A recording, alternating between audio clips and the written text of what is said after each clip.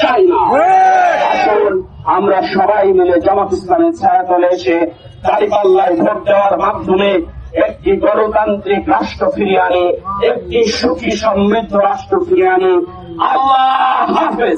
সতর্ক হয়ে তারা যদি এই অবস্থান পরিবর্তন না করেন, তারা যদি এই জনগণের কর্মচারীতে নিজেদেরকে নিয়োজিত না করে একটি দলের পক্ষে নিজেদেরকে নিয়োজিত করেন, তাদেরকে আমরা এই অফিস ঘেরাও করার মাধ্যমে তাদেরকে এই অফিস থেকে বিতাড়িত করে ছাড়বো ইনশাআল্লাহ।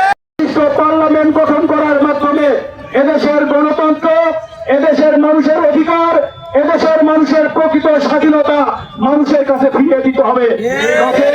আমরা বাংলাদেশ জামাত ইসলামী মনা সকল দলকে সাথে নিয়ে আদেশদারি দেখতে চাই। এই আদেশদারিতে যদি কোনো বিলম্ব হয়, এই গণতন্ত্র রক্ষার আন্দোলনকে নস্যাৎ করার ষড়যন্ত্রকারীদের পাতা ফাঁদে পা দিয়ে এই সরকার যদি কোনো ভবিষ্যতে যারা এই দল কেন হতে চান তাদেরকে বলতে চাই, সরকারের এই পথ ছেড়ে আপনি দলে যোগ দিন, রাজপথে নেমে আন্দোলন করুন, ওই দলের পক্ষে সাপোর্ট দিন।